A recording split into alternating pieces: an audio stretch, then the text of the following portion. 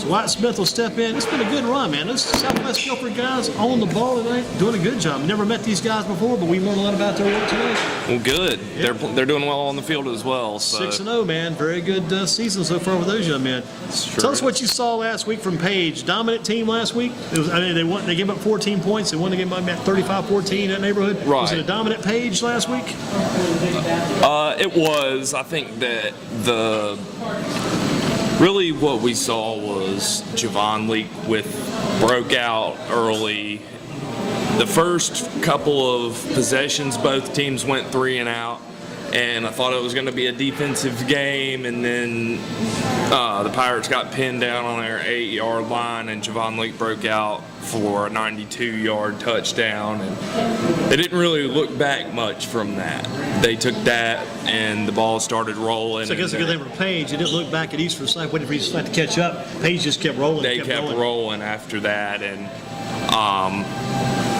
Will Jones actually ran for 2 touchdowns as well, and Javon added another touchdown of 64 yards. So he scored the first one at like 92. Right. Last one 64. It was like the beginning of the game at the end of the game. Right, it was. So he started well and finished well. And did well in between. And did well in between, and we're kind of worried there for a little bit about Will Jones. He came out in the fourth quarter.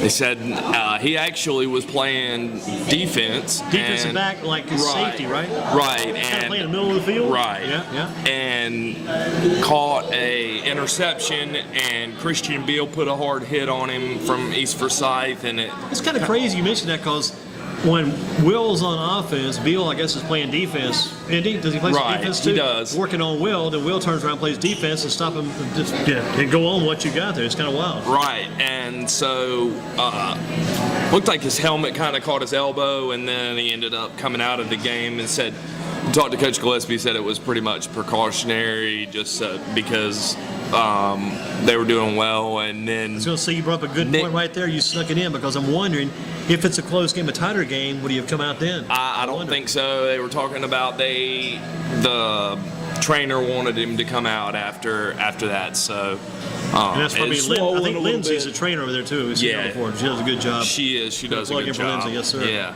and Nick Baker came in and did a good job. Ran the team for the last 2 possessions. With a minute left to go, East was coming back.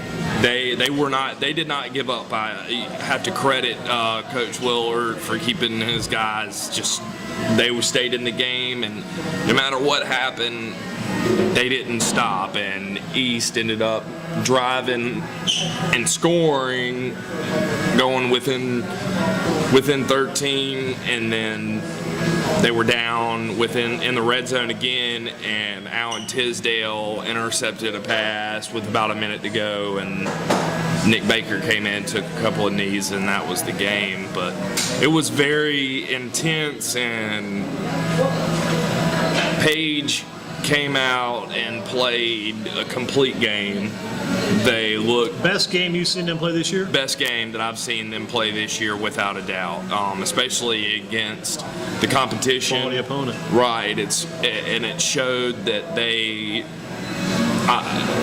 To be honest, I was kind of wondering whether or not, how they would do against that caliber of opponent, but they left me without any questions. So just stepped that level of play right on up. They sure did, and they did very well, and now they're going to be able to, hopefully for them, cruise a little bit until they get to that Dudley game. What about now you're kind of talking about the player of the year. You got a battle brewing now between, kind of seeing, you got Javon Leak, you got Hendon Hooker, maybe Will Jones has fell out of it a little bit because not to do as much because Javon's stepping his game up.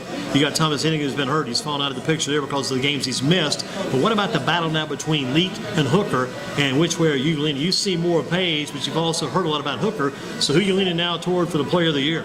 Well, or does it come down for you? You're going to wait and see about the Page Dudley game. What happens there? Well, I think that you do have to wait and see who performs the best in the Page Dudley game. I think that should weigh into your decision. But in my opinion,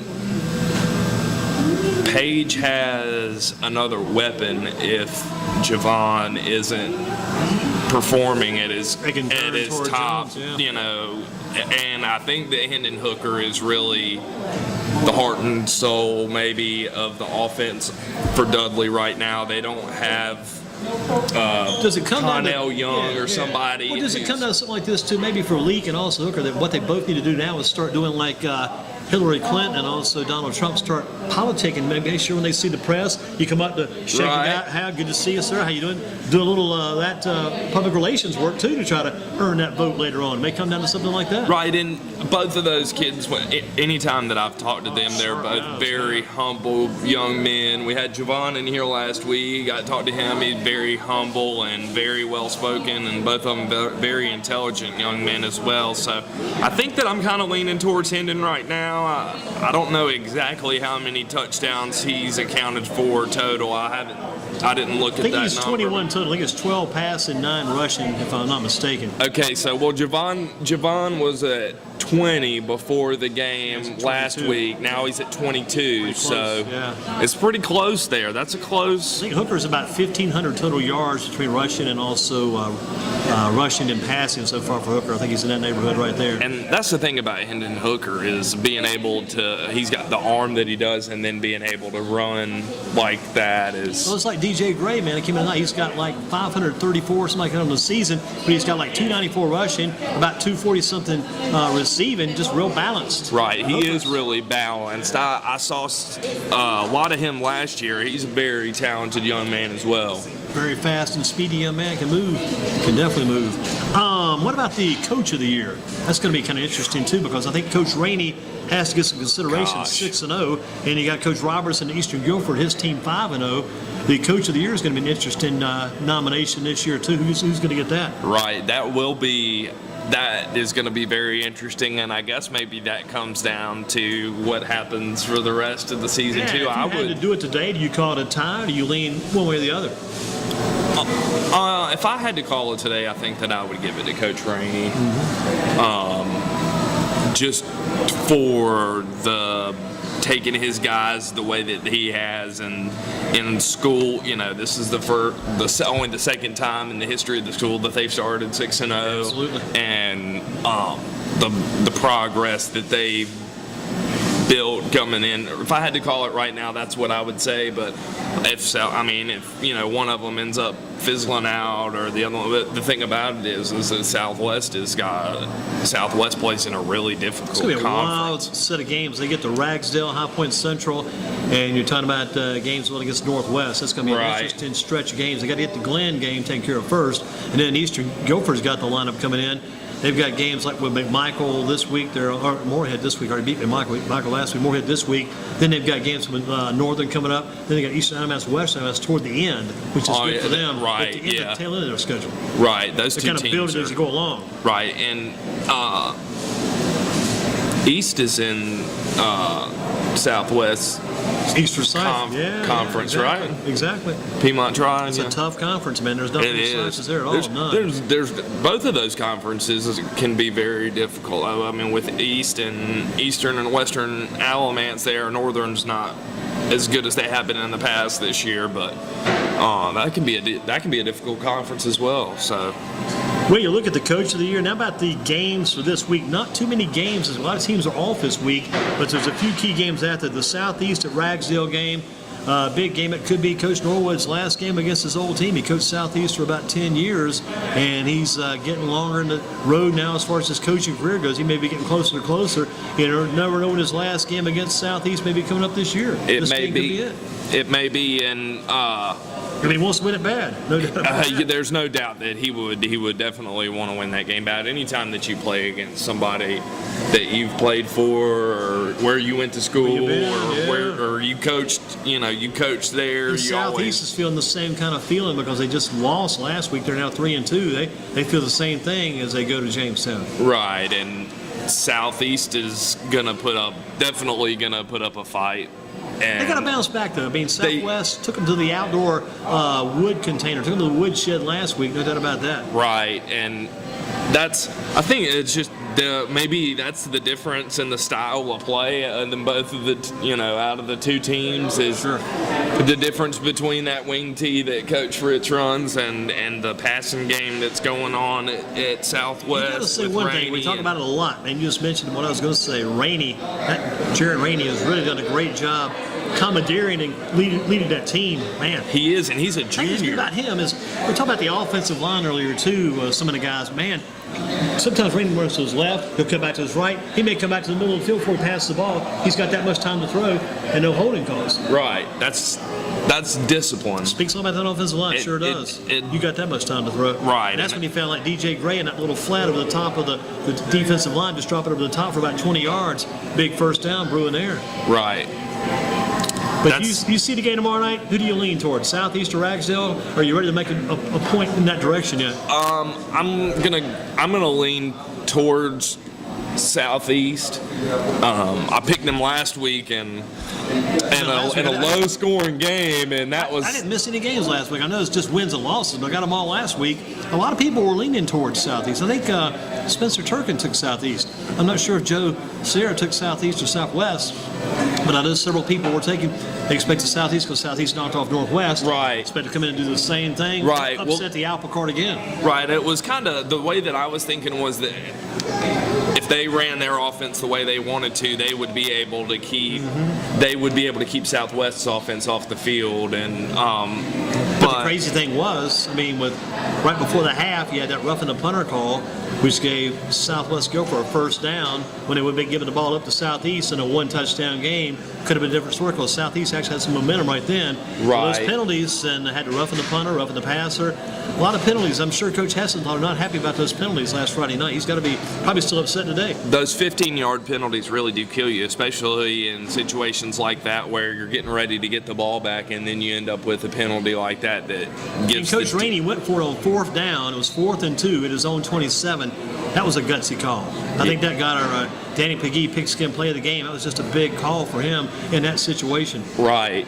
He does make big calls, and he believes in his guys, and they've done. Coach Fritz used to make all those calls. Coach Fritz was famous for the onside kick, and sometimes he used to kick the onside kick, and you called it before he did it. He would do it. He tried no matter what. Always tried to do it at least a couple of times, try to catch the guys off guard. But I mean, going for it on fourth down.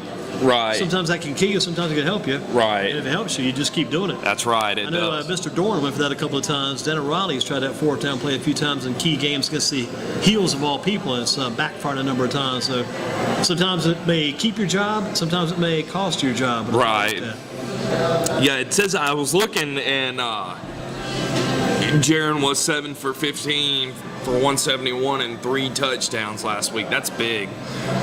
And plus, you mentioned 7 for 15. How many yards again? 171 rush or passing, and then 38 yards rushing. And the wild thing is, before last week, he'd not really thrown for a lot of. He hadn't really thrown for a lot of yards or TDs. It shows he's able to do what the defense gives him and make the most of it. Right. He opened up his passing game last week, and they kind of christened or kind of broke the stern open and found that passing game is there right now for them. Right. I think tomorrow night the question is going to be for Ragsdale if Jarice Drayton. You've seen him this year. How has he been running the ball this year? When I saw him, he did well. It wasn't a great game. Is it like it was last year, or is it off from last year? It was off, but I heard that he had a breakout game a couple weeks ago and really started. When I saw him, it was I saw the first game of the year that they played, and I saw him play Page, and it just wasn't really. It didn't really seem to be the same. And it's tougher the second year. As a junior last year, senior this year. Last year, people didn't know him quite as well. This year, they know who he is, and they put all the attention on him. Right. Tough. But I saw somewhere that he had a breakout game a couple of weeks ago, so I think that's what it comes down to tomorrow night. How do you study? You're writing up these games for the website. You're doing the research and doing the summaries. Now, when you're watching the Southeast offense, how do you study that big clump in that back when they run that wing tee? How do you look at that and say break that down? Sometimes it's hard to figure that thing out. It is, and it's hard to. The thing I really just kind of try to figure out where I watch and see where he's going. Which, if they're running to the left side, and if that's where they sees the advantage, and it's amazing to watch that offense because, like you said, it is just kind of like a big clump in the middle, and it's almost like, here's a kind of a crazy analogy, but it kind of reminds you in some ways of the old rugby pile, the scrum, and just moving down the field, and somebody breaks out of the pile, and they tuck off up the field, and if you catch them before the pile breaks open, you got the guys. Right. You almost have to tackle the whole pile sometimes to find out where the ball is. Right, and it's interesting to watch that from a high, higher up to see it. Versus watching it on the field. Right. If I was watching it from the field level, I don't know that I would be able to figure it out as well as I can from up top. That angle, right? The angle that I have ends up, I get a better look at it that way. So you're pretty much expecting Southeast to win tomorrow night? I do. I think it'll be closer than it was against Southwest. I think that Ragsdale has a good quarterback. Eric Williams is a good quarterback, and he could throw the ball and also run kind of like. The Parker kid's not a bad receiver. The wideout, Dominique Parker, right. Not bad at all. And so I think it'll be closer than 34-8 was the score against Southwest, but I do think Southeast will end up pulling away with that win. Now, you talked about the Southeast and Southwest game last week, a little bit about the Page East for Sife. The Dudley won on the road against Richmond County. That was a big win, too. That was. And that was a statement game for Dudley down there. Right. Hendon Hooker had 315 total yards. That's and 4 touchdowns. I mean, just 2 rushing, 2 passing. 2 rushing, 2 passing. Right. So had one to Thomas Young, who caught 4 receptions for 112 yards, and John Zealous only had 1 reception, but it was an 8-yard touchdown reception. So not bad at all. Ezra Perkins, 12 carries for 88 yards. That's solid night. Solid. Only 12 less than 100, so you've done a pretty good job at night with a team that's spreading the wealth around a little bit. That's right. Not bad. Not to get that chunk, as they call it. Not a bad chunk at all. And we had that game, plus we had the Northwest Guilford Grimsley game, and Northwest came out strong in that game. They sure did. Zach Tyler had 109 yards, maybe 3 touchdowns, an explosive game for the big back, and maybe not throwing the ball quite as much, but boy, the running game, Tyler, when they decide to go to him, he comes through, he steps up. Zach Tyler's done really well for them this year. I expected Kyle Finney to be their number 1 guy behind Thomas Hennigan, and now that Thomas isn't right, because they use Thomas at a back, to run the ball a lot just because he's so dynamic and so fast. They use him all over the field, but I expected Kyle Finney to be their number 1 guy coming out of last year. Kyle being a little bit banged up to start the year, maybe never got on track like they right. were. Well, this past against Grimsley, he finally look at this game and start moving forward. Now he rushed for 131 yards and had a touchdown against Grimsley last week, and Jacob Leonard ran for 125 yards. So they have 3 guys over 100 yards so rushing. how many for Finney again? 131 for Finney, 109 and 3 touchdowns for Tyler, and 125 for Leonard. What a running game that night. Leonard running the ball well to the quarterback. Man, that's sharp. That is, and they're the quarterback running like that. He ended up passing for 119 yards. Big game as well. I mean, and he's a junior. Right. That's the other thing, and that's what I was going to say. Going back just a little bit, but that's what I was going to say about Jaron Rainey.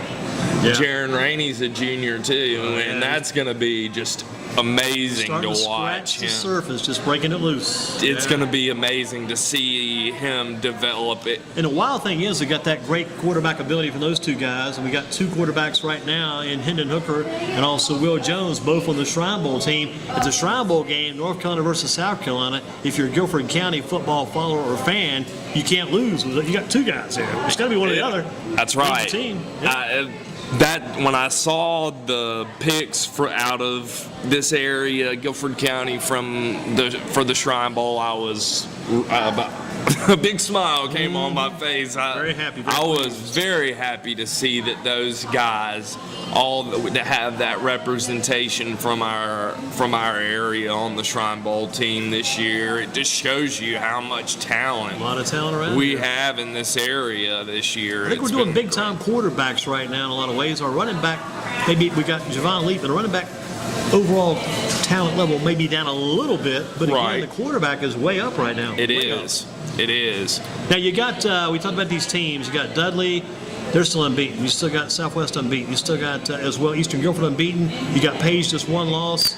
You got Northwest Guilford, they've got one loss. Other than those teams, I mean, you've been doing your polls. Who's somebody else, maybe on the outside looking in, we might want to keep an eye on because it's getting close now to the conference action full slate the rest of the year. Who's another team we might want to watch out for as we head down the stretch run? Well, I don't know if you mentioned Eastern Guilford Yeah, it's in one of the there. unbeaten Yeah, teams. as one of the unbeaten teams. I think that High Point Central Might have a chance. has a chance to sneak They've back definitely in. got They've the only numbers. lost 3 games. Yeah, 3-3. Yeah. Right, and they have Chavis Little And they've got Larry McClain. Larry McClain. Both those guys have numbers that just make your eyes bug out. I mean, great numbers. I couldn't believe it when I saw Chavis Little's numbers. 1,200 yards already. I was shocked. I really was to It shows see. one thing. They run a lot of plays. They got a lot of offense on Well, that field. he was last against Andrews. He had 26 carries for 226 yards. So now, where'd you get your numbers on those? Where'd you get those? those are Max Preps numbers. Max finally had them up? They did. Because what And Max Preps will do, you'll get your stats, overall season stats, and like what you did there, you go back, you can click on and get your individual stats. That's when you get that good breakdown there. Right. Yeah. I just went to the games and then got the. You can go to the stats. The bad and click part by is, game. the bad part is those numbers aren't usually available or convenient for you on Saturdays. They show up later in the week. Right. Saturday mornings, I'll be going to thetimesnews.com and going to journalnow.com and going to whatever, thebomb.com to get all these stats. And some days you get all you can, but like you said, the others show up later during the week. Right. They guess the guys. But there are teams. Oh man, Central gets their stats in quick. I mean, really, really do. They stay up to date on theirs. Yeah. There are teams who get their stats in really quick, and there are teams who don't do it at all. Nope. It's interesting, and we kind of got some numbers last week that from a team that we don't see any stats on at all on Max Prep. So it was good. I tried to scoot over there and ask those guys what if they had their numbers. exactly. Yeah, last week. Because And then the hope was after that, you try to hope after that, you get those numbers for that week, and you're able to get the numbers for the next week, and you keep progressing, keep building. keep adding We're them able to do up. some of that with Will Jones, not nearly as much with Javon Leak. Had his touchdown totals in. But the Right. other numbers, looking ahead on Javon, just grab what you had to 241. Right. And add that to what he had, or the numbers on Will. Those Will's total numbers were about 89 or 86. 71, I think, rushing, maybe 71 passing, 13, whatever, back and forth. But again, just he's still, the funny thing about Will, when you add up his numbers from last week to this week's, he and Larry McClain, I think there was like 3 yards difference. Wow. Week before it was 2 yards difference in their total pass, and this week like 3 yards difference. It's crazy. Wow. Yeah. Yeah, because McClain didn't throw very many passes last week Yeah, they either. ran the ball a lot. 3 for 9 for 70 yards. So Man, but the numbers he's got, he's still way out he's there. he's still doing really well. So what's the best game, again, you've seen this year? Probably asked that before. What's your best game so far? Maybe it's changed since the last time we talked. I think that Page East Forsyth game this past Friday night was probably the best game that I've seen this year. I'm gonna tell you what, that play. There was about 3 different plays that could have been on SportsCenter on that. At least on that one made play. it SportsCenter, At right? least one made it.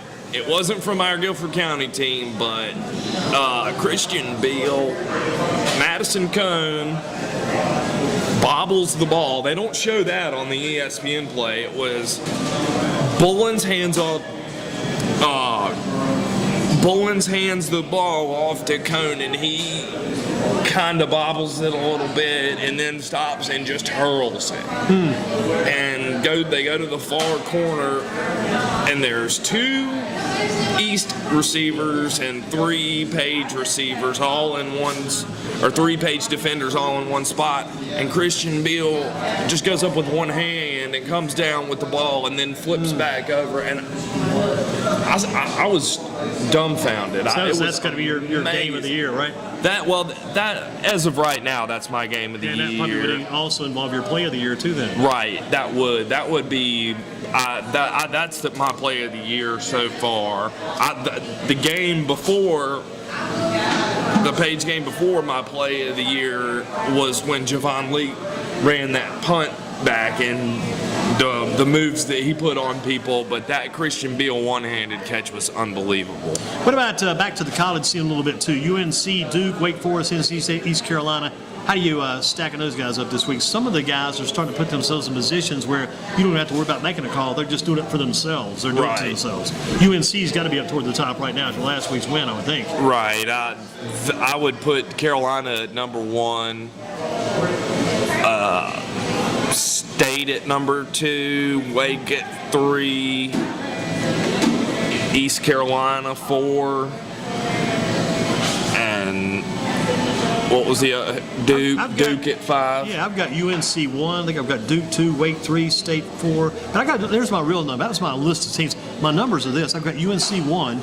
I've got Wake number 2 because they're 4-0. Duke's number 3, just got to go to Notre Dame. I got ECU 4. I got State 5. State's my team. I got them 5th because you got to put ECU ahead of State because ECU beat State. Right. The old Pasa's elimination, right? Yeah. I guess you got because UNC just got the big win.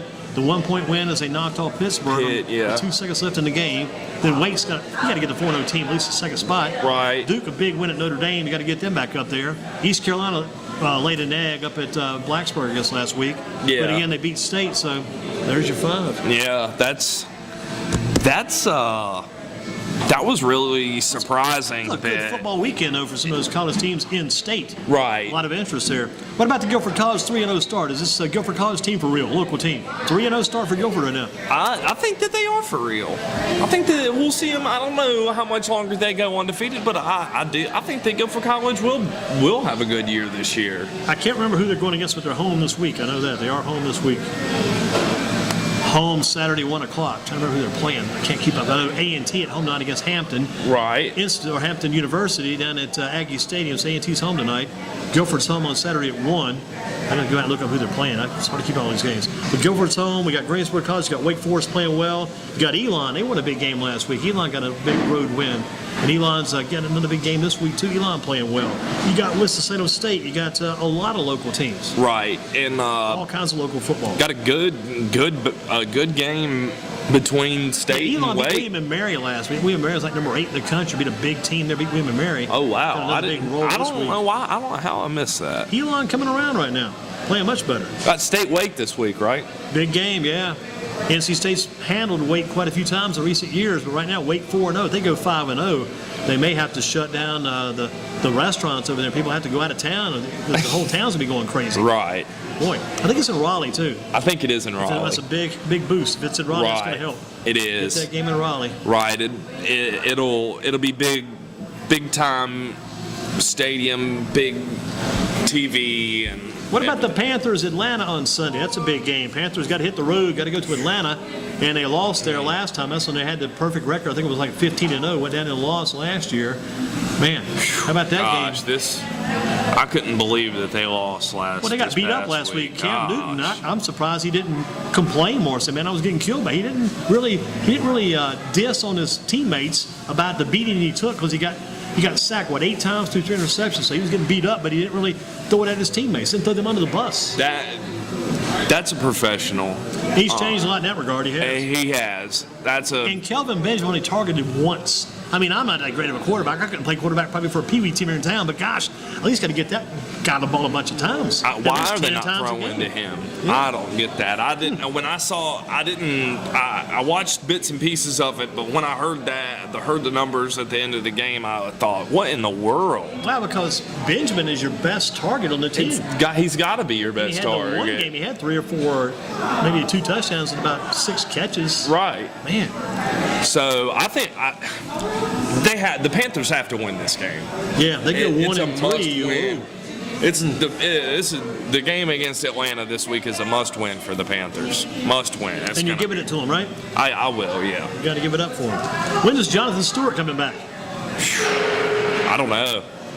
Maybe a few weeks, you think? I'm not really sure. I haven't seen anything on it. Is he coming? Is he supposed to? He's not back this week. I'm pretty sure he's out still. Well, it probably will be a couple of weeks. Then they keeping him on the sidelines just to try to get everything healthy and maybe bring him back. I thought you kind of have to wonder if they're going to bring him back, since if they lose this week, then they kind of have maybe put him on the hurry up and bring him back. Have to wonder, after he goes out, if you lose this week, 2 weeks in a row without him, then you kind of have to say. I thought Fozzie Whitaker and James Ernest Payne, they both did a good job back there. They did. Cameron Ernest Payne, maybe. I thought those two running backs did pretty well. I thought they did pretty well from what I saw. Like I said, I watched bits and pieces of the game. I didn't see the entire thing, but I think what affected us somewhat last Sunday, affected watching that game, was the death of Jose Fernandez. I'll get to that next. What are your thoughts about Jose Fernandez dying in that boating accident down in Florida? Tough loss for that guy, because I spent a lot of time during the course of football. I listened to the football game over here on one side and reading all about him on the other. That was a big loss. That is for all of sport, not just baseball, not just the Marlins, like all of sport. That was a big loss. That guy died. It's not very often that you have that you hear about high-profile athletes having accidents and things. And honestly, I don't want to be morbid, but I'm surprised that it doesn't happen more often. You got these young guys with lots and lots of money, but you get back to Jose Fernandez, is obviously devastating. And were you covering the grass? Were you doing the Grasshoppers when he was in town here? And he was incredibly talented young man An electric kind of guy. In his attitude, that's what everybody's been talking about the most, is his attitude. That guy never slowed down. He was always in the mood, doing something. He never, on his off day, some pitchers on the off day just kind of sit around and kind of disappear, go into seclusion. He was out moving around full steam, the same speed all the time. With the big smile on his face all the time. And then I tell you what, one of the coolest things that I've seen in sports in a long, long time was D. Gordon wearing his helmet in the first pitch of the game, going up there and stepping in the right-handed batter's box as a left-handed batter, wearing Fernandez's helmet. And then they switch it. He gets in the left-handed batter's box, and 2 pitches later, he hits a ball that he said he has never hit a ball that far in his life. Had to be some kind of divine intervention there, do you think? That is one of the most amazing things that I've seen in sports in a long time, and it just shows you how sports can heal and can bring people together in situations. I talked a little bit last week about that Mike Piazza home run when the baseball came back after 9/11, and there was some guys comparing it to that, and it is just obviously, the terrible loss for all of baseball and all of sports. The good thing about it was too that Fernandez was really a very good hitter. He was. Very good hitter. He actually did very well at the plate. He was a really good athlete, and it's just really sad. I can't. I hate it for all those guys. You have to think, those guys are family. Sure. Those guys have. It's a lot baseball, of games, a lot of months. Right. Start way back in March, go all the way through the end of September. The baseball, those guys spend the most time together out of pretty much any of the major sports. But there is some hope on the horizon. There is some hope. Tim Tebow hit a home run. That's right. Tim Tebow hits a home run. A lot of people hate it too, but I hope he does well. I hope he does well too. I hope he does good. I like Tim Tebow. I wish he was still playing football, really, because I think he's kind of a bright spot, a good breath of fresh air for the sport, because he has a good attitude. That's the way I've always approached Tim Tebow. Right. I hope he makes it and does well and does. I want to see him doing something sport-wise. I think he needs to be in sport. I think he does too. I think that hitting that home run in the first pitch that he sees in the instructional league, that's great. Crazy. That's just crazy. That's great. Shows he's got some baseball talent. It does. No doubt about it. Well, He's got the some thing, talent. I heard so many mixed reports about him after the workout that he did for the teams before he got signed, and people said he looked lost and he didn't really know what he was doing, but then it's a good thing. It shows that he does know. He does have some baseball talent. I think he fits in. I think he'll fit in. What about Arnold Palmer? Of course, you were kind of big on him too. You followed Arnold Palmer's career some. Right, I did. he was one of my dad's favorite golfers, and Arnold was a great guy, and also has ties to this area with Wake Forest, and it's incredible to have Yeah, two. he was big on the local golf circuit here back in the old days of the GGO, from what I've read. Right, they had Arnie's Army following him around the course. I was talking to a couple of people about it, and they were talking about, remember, going out to the GGO and following, just masses of people following Arnold Palmer around. And your mother worked at the newspaper back in the day. She probably worked with Erwin Smallwood, who was a big golf writer over the years. He knew a lot about Arnold Palmer. Right, I'm sure she did. So it's a big loss for, like you said, about Fernandez All Sports as well. Just because crazy how those things happen so close together at the same time on the same day. Not nearly as tragic with Arnold Palmer. He was 87, but Jose Fernandez just 24.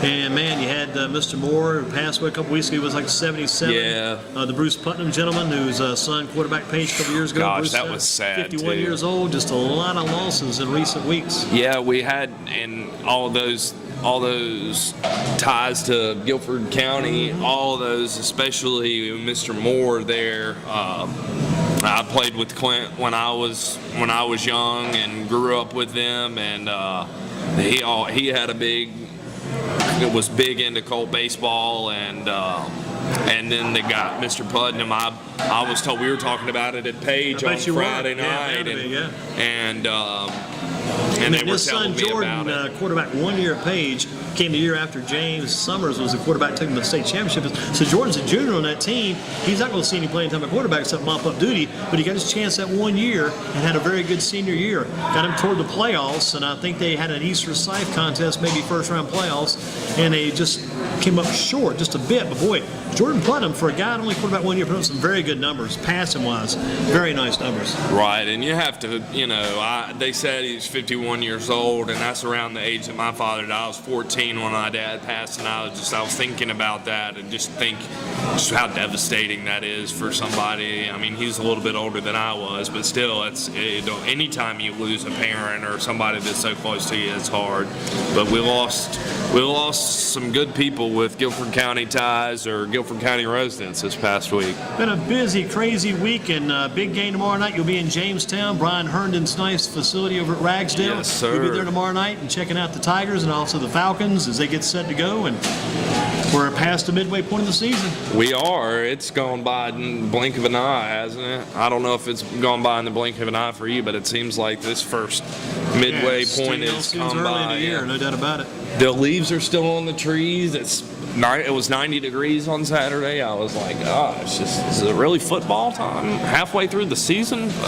Well, as always, a good job. Thank you, sir. They send you on a recruiting trail.